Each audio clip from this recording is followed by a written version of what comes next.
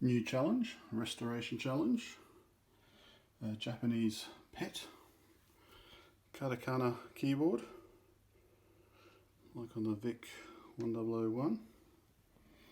No idea if this works. No idea. Some extra knobs down there. This is my first PET. So, yes, shall be interesting.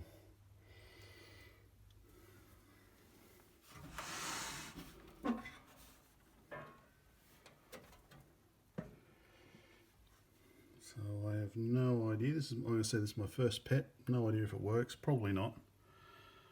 But something to start with. Oh yeah, get rid of that big transformer. Yeah, I don't know that the display. It's a bit loose. Bit of a worry. One thing at a time. I need to fix the keyboard and the space bar.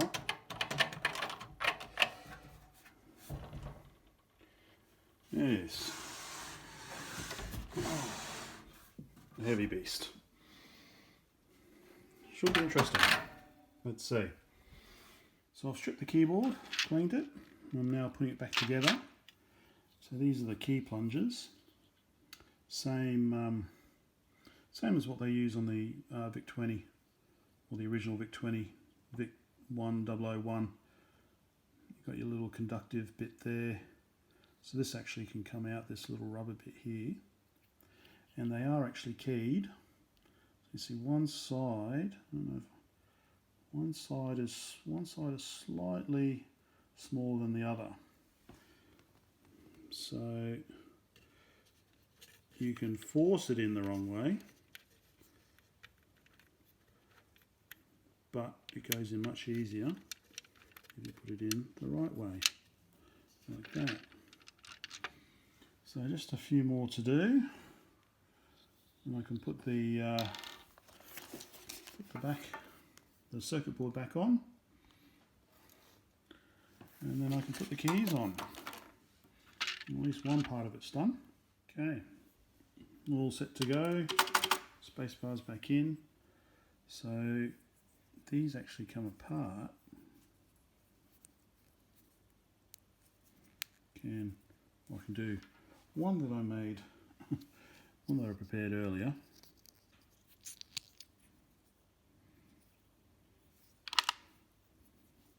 So these are also keyed. You can see they're also angled, but they're also keyed. The keys. Look, there we go. See, there's that groove there. It matches up with the groove in there. Like that. So I'm going to start putting this back together now. Oh, I'm just doing my YouTube video. Nerd. I know I'm a nerd. You married me though. So I'll put the keyboard back together. I have a small problem. I took a photo, so I know that this is actually 0 for the numpad, and this is actually letter O. Yes. There you go. Nice and clean.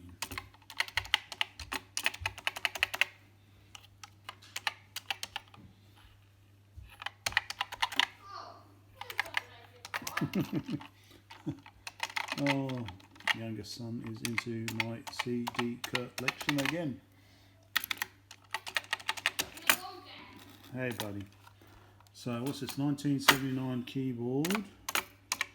It's what, 40 something years old. It felt like it. I had to really scrub my fingers. It was like covered in grease or something, but it's all nice and clean now. And connect this up to a VIC to, I don't know, I assume it's been done before, to see what it does. Cool. Alright, so I'm in the process of stripping my Japanese PET to get it powder coated. I've got the monitor unit off. Tidied it up a bit, keyboard's out. Katakana. Pretty much removed all the screws. The rubber feet are riveted on, so you've got to kind of pop them out, but I'm going to get new ones anyway.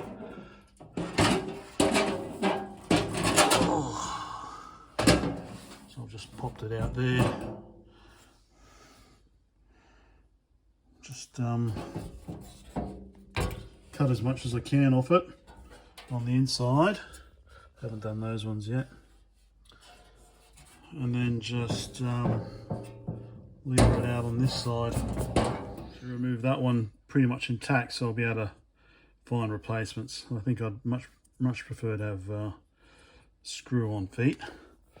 There's the remaining pop rivet, and then it's just a matter of really kind of, well, I can't really do it holding the camera, but you know what I mean.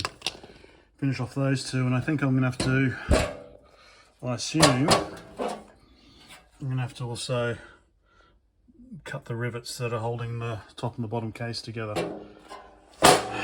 Here we go. Dave Curran's Tynemouth Software MiniPET, working nicely. With this is the Japanese katakana keyboard, business keyboard, and built-in cheese and chive game by Mika Karanen. Kiitoksia teille, sulle, loistava. Only issue I've noticed is that it's not possible to have the Japanese katakana character set and basic. So basically, sorry for knocking that, to have the katakana ROM you need 3 and 4 to be on, but for all the basics they are both off. Not a big deal. I don't, I did Japanese for 7 years, but that was 20 years ago, so I'm not going to be using it in Japanese. But if I just reset that, let's see, 3 and 4, and I go to the self-test, you can see we've got our katakana characters now there. So yeah, but the issue is you can't have basic with the katakana ROM. So, but not a big deal. Something, burn your own ROM, not a big deal. It's nice to have something working so simply. Tiny little speaker.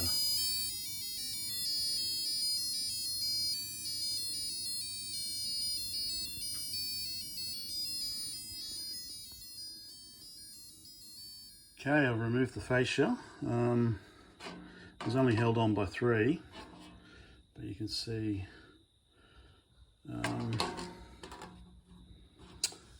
basically like that, and then just heated so it melted. So I'll just hot glue that when I get it done. And yeah, a bit of, God, what's that, 40-plus-year-old double-sided tape.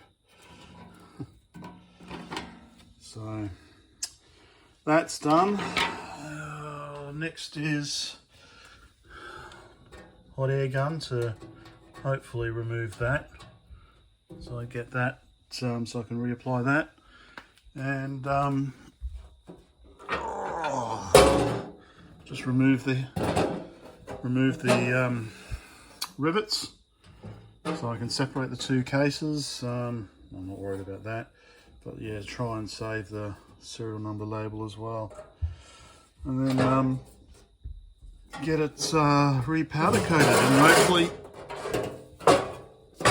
looking like $1,000 maybe. Okay, ready for the powder coaters. If I can get there before they close for the long weekend.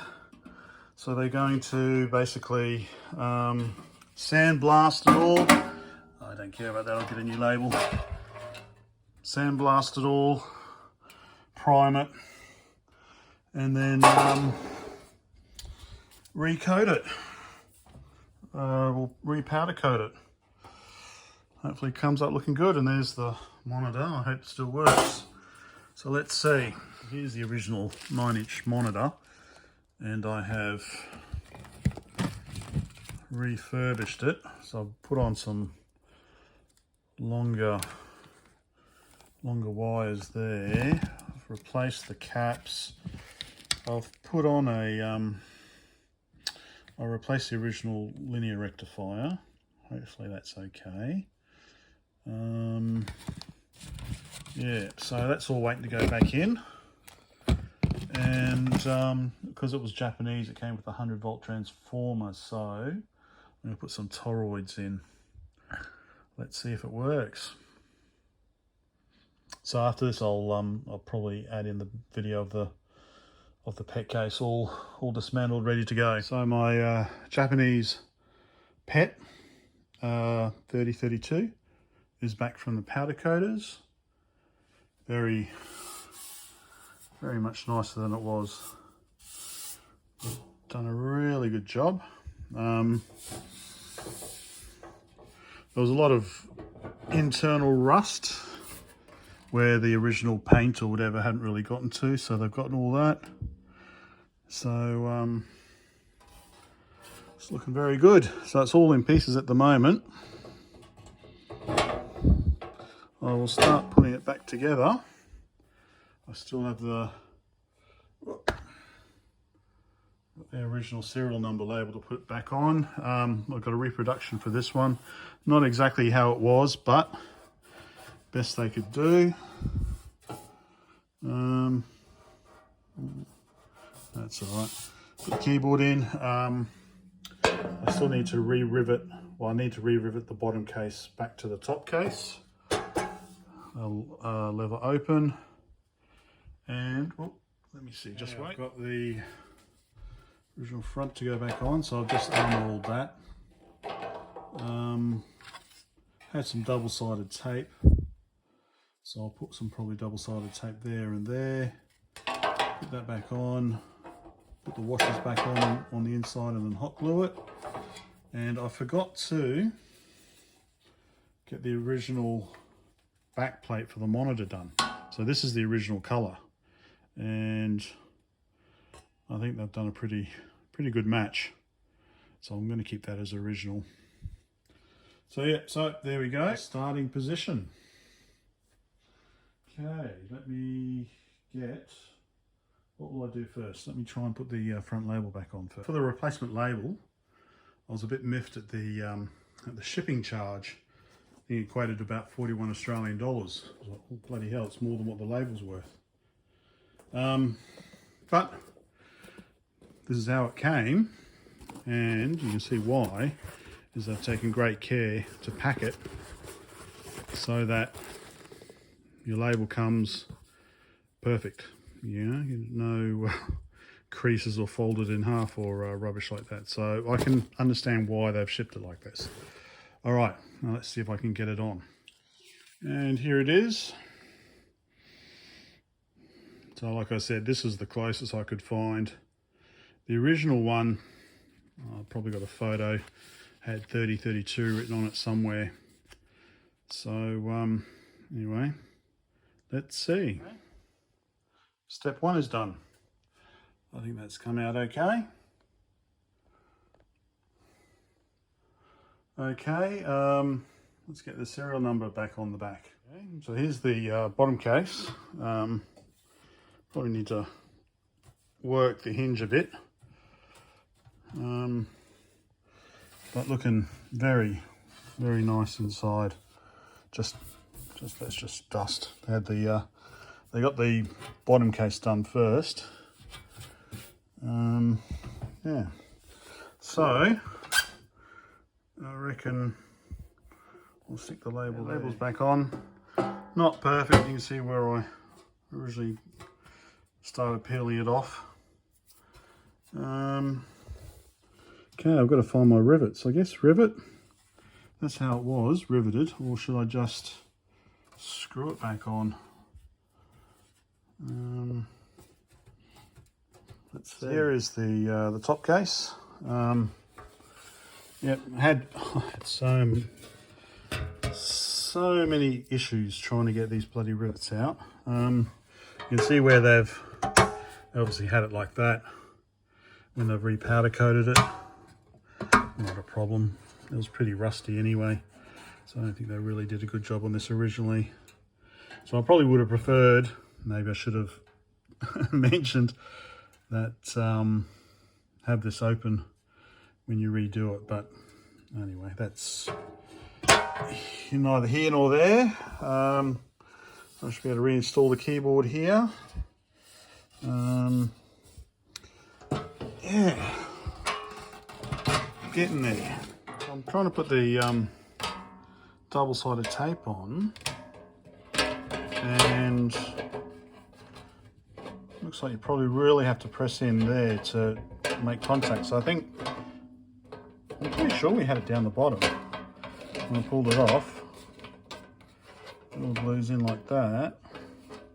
So maybe I won't bother with the double-sided tape. Looking at the inside, that's not even going to make contact. So I think it was probably along the top there, so I might put a bit along the top.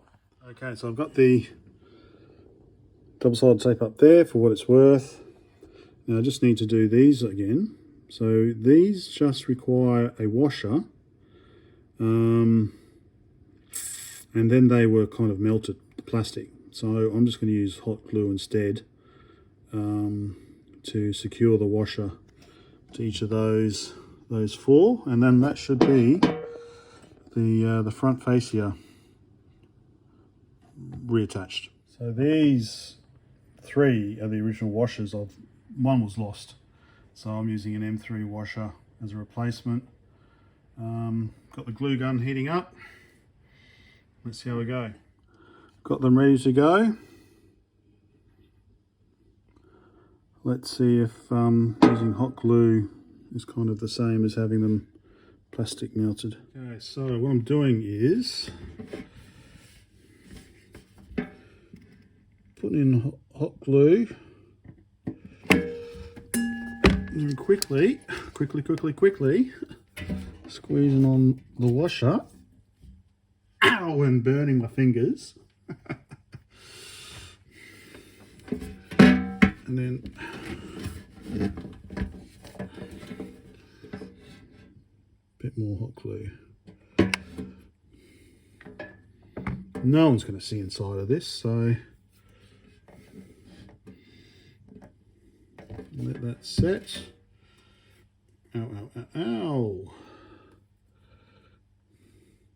But hopefully that should be enough to hold it like it was.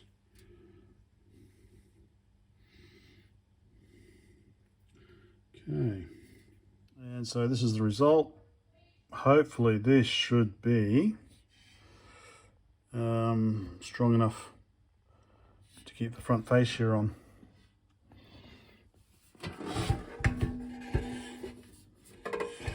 So I'll let that dry, harden, whatever. I'll stick the monitor in. Here's the monitor, 9-inch screen ready to go back in. I have refurbished it. I've recapped it, and I've put in a new 12-volt regulator. So hopefully, oh, and I've made these wires a bit longer so that when I put the screen in, it gives me a bit more space. Although having said that, that's still the original length. Let's see how we go. So it's been a bit fiddly. I'm wondering whether I should have put the screen in first and then put the fascia back on. I can't remember, so I'm just trying to line up there. Not going too well at the moment. I'm assuming that this was at the top. I can't remember. I might have to look at some photos. Anyway, let's see. Lots of fun getting this tube back in. So I've got 2 screws done, but having some issues with these last ones. Really trying to, got to kind of stretch the case a bit. Getting there. So this seems to be the trick. Just need to kind of lever this post a bit until I can get the screw in. Took a bit of effort, but I think I've got it in there. So it took me a while to find replacements for these. That's what I've ended up getting. Those ones there, because the 2 inner ones use those spacers, and then these ones use normal screw spacers, because you can't screw those far ones in. Now that screw isn't in properly. I'm probably stripping the thread. It was quite hard to get it to line up, but the other 3 are in.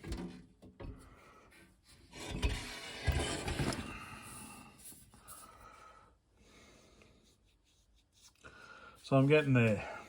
Right, so the original plan was to replace the original Japanese 100-volt transformer with a pair of toroids, a 9-volt and a 15-volt toroid. That was the original plan, but let me get the board. So the original plan, I was going to refurbish this. So you can see I've already replaced the linear regulators with switching equivalents. I've also done some of the electrolytics. But then I was seduced by Dave Curran's MiniPET 4080D. And that quite happily runs on just 9 volts. And I've checked with Dave, and Dave confirms that basically it needs 6 volts for the data set, 5 volts for the logic, and 3.3 volts for the SD card. So, yeah, and that's all regulated. So I could stick in 9 volts, but the thing is I need to also run the monitor, the CRT, which requires 12 volts. So I can stick in 12 volts. You know, a little bit more heat dissipation on the regulators, wherever they are. Or so maybe these are the regulators, I'm not sure. So yes, I'm going to try that. I'm going to get a 12 volt switching power supply and power the whole thing just off that. That's the new plan. So this is the new plan. Good old Meanwell power supply, 12 volts, 6 amps. Should do the job, because the MiniPET is is happy with 9 volts, but it's all regulated, so 12 volts should do as well. I need the 12 volts for the monitor, but the monitor expects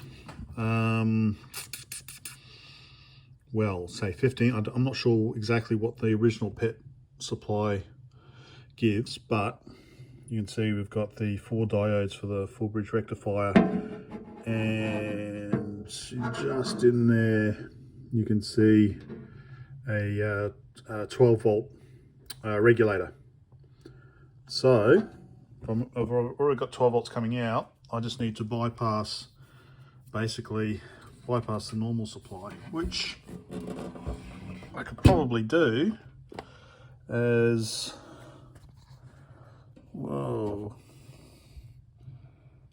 that's the rectifier there. So basically I just need to plumb in 12 volts to the output.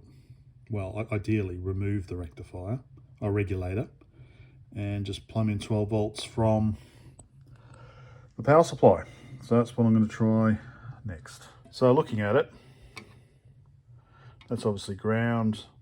Pretty sure that'll be the input, because that's coming from the rectifier, and then this will be the 12 volts output. So I just want to hook into those two there, ground, and that should be plus 12 volts there. So this is what I've gone for. Just a 2.1mm plug. Hot glue as usual, hot snot to mechanically strengthen it. So I've just got that on the ground and 12 volt output where the regulator would be. So I'll put that back in, and then I'm going to use this to get the 12 volts up to it. So let's go. All back together. I've decided I've replaced the original little plastic standoffs with brand new ones as well. So that's all brand new, and we've got a little cable there ready to supply it. So hopefully this works. Okay, now for the main part. So I have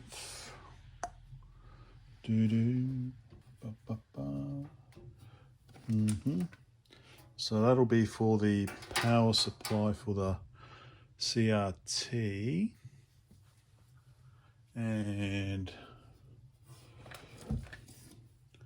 brand new fuse holder, replace the old one. There's the original on-off switch. Assume still works. If not, can I? Don't know if I can. Maybe it can be pulled apart. I don't know. So that's the original on-off switch.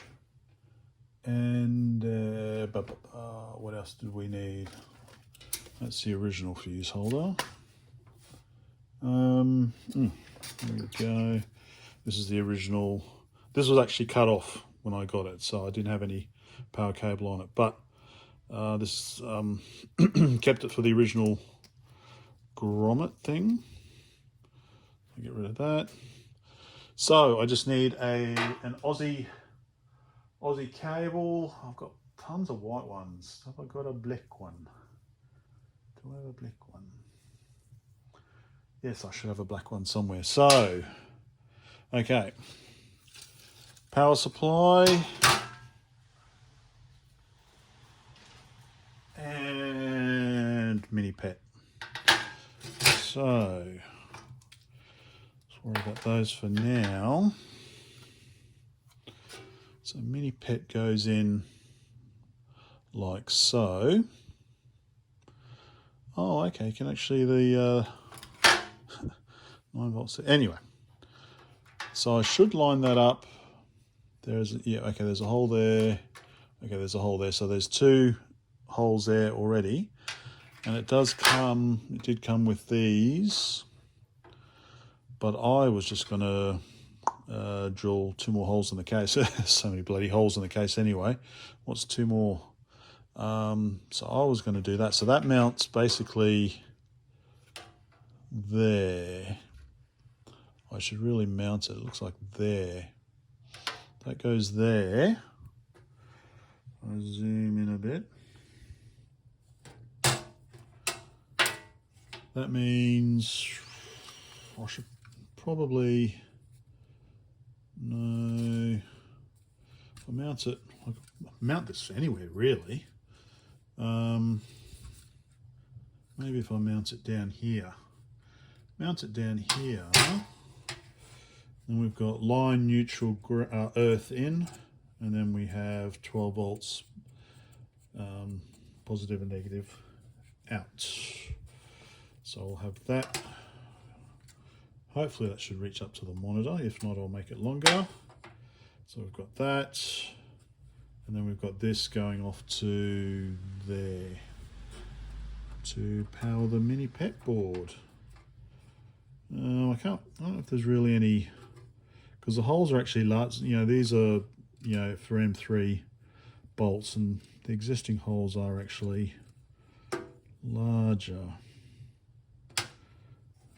It's also got on the side, so you could mount it like that if you wanted to. Mount it like that if I wanted to, even, couldn't I? Really? Although, yeah, no, I can mount it like that if I wanted to. Or I could mount it down here. No, I'll mount it over here, I think. So on-off switch goes there. What were these two holes for? Well, I know one of them was obviously for the fuse holder. One of them was for the AC in, obviously. I think that was probably the bigger one. Let's have a look. Yep, okay. So that's the AC cable in, fuse holder, which is a pretty tight fit there, on-off button. Okay. Getting there. Getting there. Where's it gone? There. Okay. All right, let me figure this out. Everything's in place.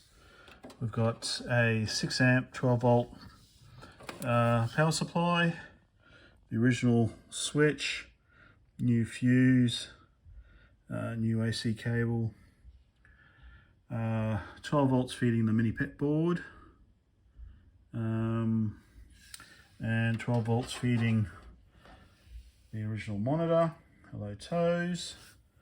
So let's see. Okay, well, okay. We've got something. I can see a flashing ready.